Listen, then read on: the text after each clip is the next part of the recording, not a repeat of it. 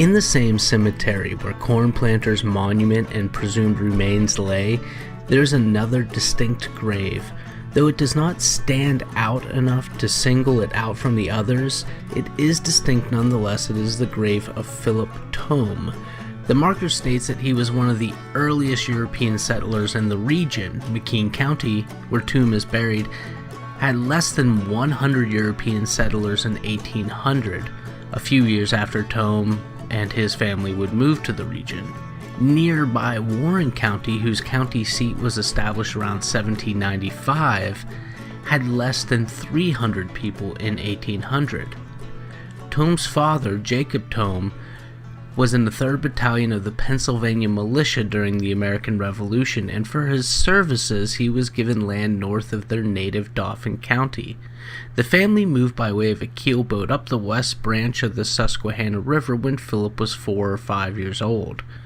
Philip would grow and support himself through hunting and trapping. By 1815, he was doing so out of a shanty near present-day Kinzu. In 1854, he would write a memoir titled Pioneer Life, or 30 Years a Hunter.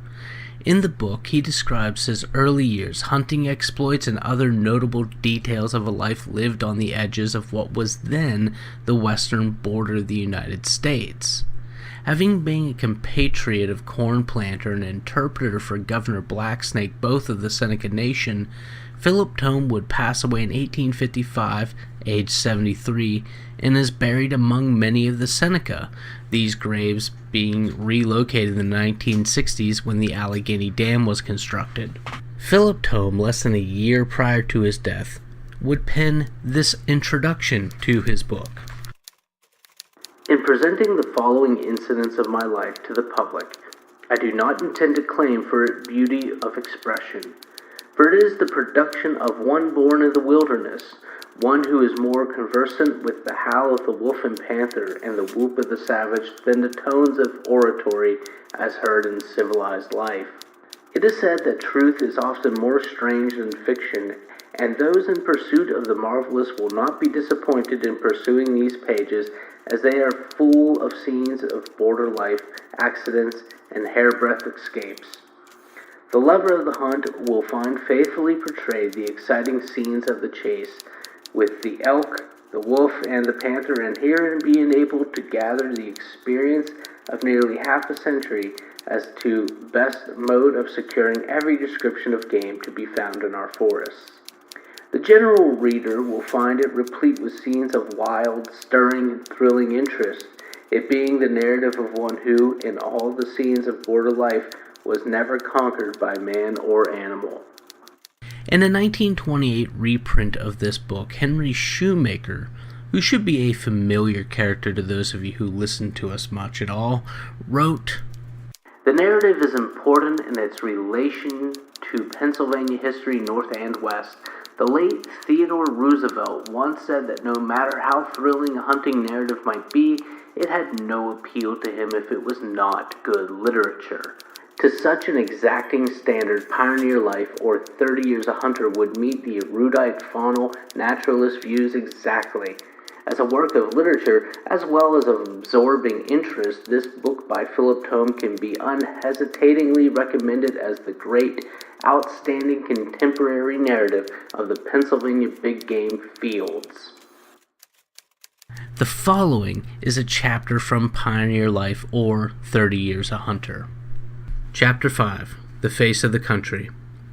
In the early settlement of the country, about the year 1792, the manner of life of the settlers and the hardships and privations they were called upon to endure rendered them capable of being up under fatigue and exposure, which those more tenderly reared would be unable to surmount.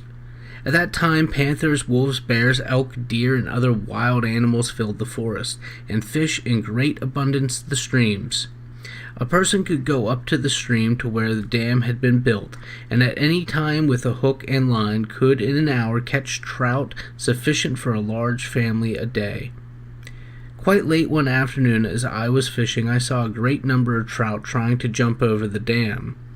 2/3 of them succeeded in going over the dam, but some of them would start too far away and fall upon the dam where I would catch them in my hands. While looking at them, I contrived a plan for catching them, which was to set up a board about 2 feet in width on the dam to intercept them, and cause them to fall upon the dam. At once set to work, and before leaving the place that night, I placed boards the entire length of the dam. Early the next morning, I took a basket and proceeded to the dam. My father asked me, as I was starting, where I was going. I replied I was out to get some trout. He said that I had not time that morning and that they did not want the fish, but I told him I would return in a short time, and when I arrived at the dam, I found as many as half a bushel of trout lodged on it. I filled my basket as quickly as possible and hurried home. On my arrival there, my father, expressing great surprise, inquires how I caught so many. I informed him, and ever after, when the water was at a middle stage, we took in this way a great many. But when the water was high, they could get over the dam. We caught eels in great numbers by lifting up the stones under which they were concealed in the shallow part of the streams. We speared a great many of them by night in the following manner. Torches were made of yellow pitch pine, split fine, about 7 feet in length, which threw a light so bright that we could see the fish on the bottom. We went up the stream to fish, as the eels kept on the bars and in the shallow water. My 2 older brothers and myself went together. I would draw the canoe and they would take the eels. Sometimes, as we were out fishing, deer would come to the river to eat moss within sight of us. When we saw them, we would all get out of the canoe. One held the lights, another sat in the forward part of the canoe, generally with 2 guns, and the third sitting on the stern. We would push the canoe along the stream as carefully as possible. Sometimes we would approach so near as to shoot them as they raised their heads erect to look at the light. Sometimes they would stand long enough for the hunter to bring down a second one with another gun. At other times they would start away. When we would wave the light and they would ascend the bank, they would become frightened at their shadows, thinking it was a wolf or panther, and run directly to the light, where they remained looking at it till we could get another and perhaps 2 more shots at them. In this manner we would proceed up the stream from 5 to 6 miles, and in that distance we could often kill from 2 to 4 deer, and if the night was favorable we could catch from 60 to 100 eels, besides a quantity of salmon, pike, and rockfish. We would generally fish while passing up the stream and hunt in passing down. Fish and venison being so abundant in the vicinity where we lived, and very scarce at the mouth of Pine Creek, 26 miles distant, we used them as articles of traffic, and by exchanging them with other necessities, we obtained a supply of these articles. The night before we were to start, we would go up the stream 8 to 12 miles, and fire hunt as we went down, arriving at home in the morning, just as the others had the load ready to start. We would then load in our fresh venison. As the river was rapid, we could go down in time to dispose of our load and return voyage before night. As we had to ascend against the rapid current, this was more difficult, taking 2 or 2.5 days. Frequently hunting bears and wolves would follow us for the entrails of the deer. Sometimes after killing a deer, we found it too lean to eat, and we would abandon it to the wolves and foxes, which we could hear howling and barking in our rear, guided by our fires. Occasionally, a still more savage panther would rush in and dive these from their repast. When a deer was suitable for food, we dressed it at once, and thus sure of obtaining the refuse. After the 1st of October, the mode of taking fish was to make an oblique wall in the creek, letting it extend at the upper end about 20 feet, and coming together the lower end so near as only to admit the fish basket, which we made of lath and timber. In beginning in the center of the stream, fish would mostly pass down between the walls and enter the basket. We generally built the wall where there was a slight rapid, leaving a fall of about 18 inches at the basket, into which the fish would pass and could not escape. The first season that my father constructed a basket, he took some pattern by some of his neighbors below us. There came a rise of the water about the last season of October, and we caught but few fish that year. The next season he determined to put a basket that would prove effectual whether the water was high or low. He commenced building in June, intending to be in season. He concluded to construct it differently from any that he had seen. He made one wall shorter and at a sharper angle with the bank to the other, thus bringing the basket nearer the shore on which he lived, making it more easy access, and left the lower ends of the walls about 10 feet apart, enabling him to put in a large basket and fastened the timber so strongly under the wall that the basket stood there 7 years. When winter came, he could let down one end of the basket and took off the sides so that the ice could pass over without injury. The next season, when we wanted to use it, we only had to raise the end and sides and fasten the corners, and it was ready for use. At that time, there were no boats or lumber rafts to run down, and only one family lived above us, 8 miles distant, so we only left an opening in our wall for hunters to pass through with their canoes. The second night after we had finished, it was rainy, and upon such nights the eels played backward and forward over the ripples. In the morning my father went down to the basket and found 7 or 8 large eels, and 8 or 10 salmon, with a quantity of suckers and other small fish.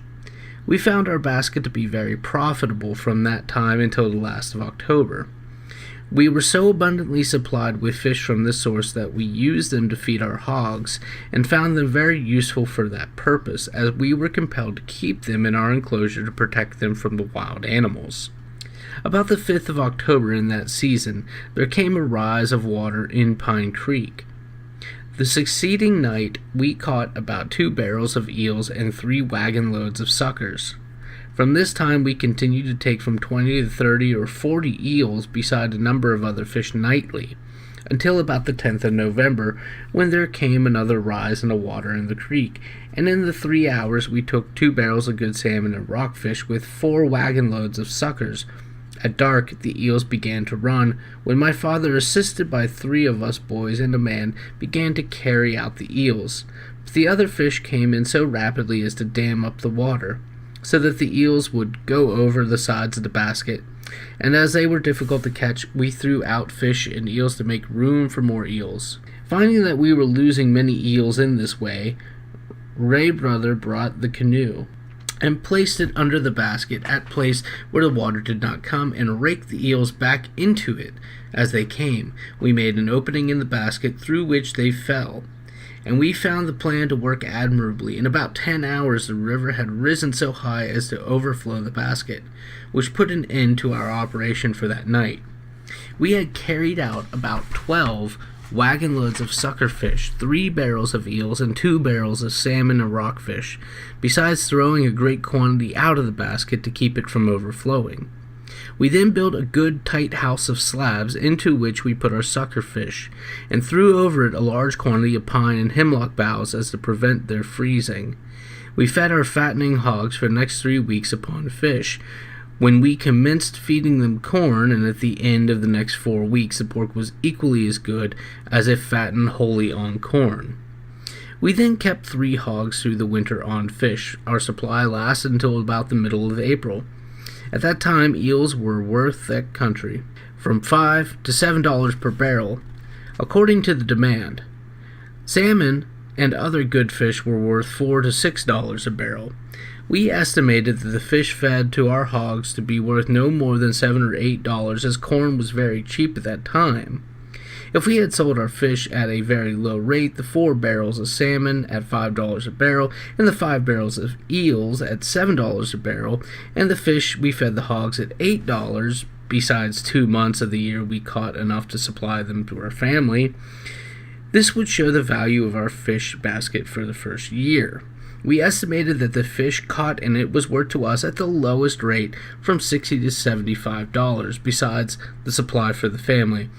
The trout caught that season, which we kept for the family, would have been worth $20 more. During the first few years of our residence here, we could often look up on the creek in the morning and see a deer coming in at top of its speed, followed by 3 or 4 wolves, sometimes 2 on each side of the creek. We would immediately prepare to go out to meet them. Sometimes we captured a deer with very little trouble, but often the wolves would catch and spoil it before we came up. In this manner, the wolves ran the deer from the 1st of July until the last of January. During the winter, when the river was covered with ice, the deer would fall into the air holes and become easy prey. We took off the skin, and if the deer did not prove to be very good, we would leave half of it for the wolves. But if it was good, we left the refuse parts to encourage them in pursuing the deer. Often while we were dressing the deer, the wolves would stand within 20 rods, howling most discordantly. We finally obtained a gun and dogs and turned our attention to hunting. We commenced about the 1st of July and continued into November, the wolves and dogs hunting together, sometimes one and sometimes the other obtaining the deer. And if it fell into our hands, we always left the wolves their portion to keep from them near, for we considered them of great assistance to us in hunting. As there was no bounty on wolves at that time, and we had no sheep for them to kill, we never destroyed them. They often aided us to 3 or 4 deer in a week. When we were fire hunting and had killed a deer, we often stopped to dress it and left the wolves their portion. And if we had not the fortune to catch one, we would catch fish and leave them, to keep them in our vicinity. The howling of the wolves upon our track was generally mingled with the scream of wildcats, and often they would fight over the food we left them. Frequently, when our dogs were chasing deer and the wolves would take in from them, the dogs would sometimes take one from the wolves, and in the same manner. The wolves and dogs would often be in pursuit of the same deer, but when we were near enough, we could generally take it from them. In the months of June and July, we could often see from 200 to 500 fish sunning themselves in the shoal water. The wild cats would stand watching them, and when they approached near enough to the shore, they would seize and bring out as many as 3 fish each before they could escape. The black fox would sometimes dive in the water 2 feet deep and bring out a fish. The red and silver-tail foxes did not dive, but watched along the shore and took the fish in the same manner as the wildcats. We never killed them, and we saw them fishing, as their skins were not as valuable then as in the fall and the winter, but we would often shout and alarm them to see them run. At the proper season, when their skins were good, we used to trap them. We began to trap for foxes in the beginning of November, baiting with fish, which could be found to be the best bait. We would roast an eel and trail it through the snow at some distance of the trap, and they would follow the scent. We found this to be the most successful manner of securing them.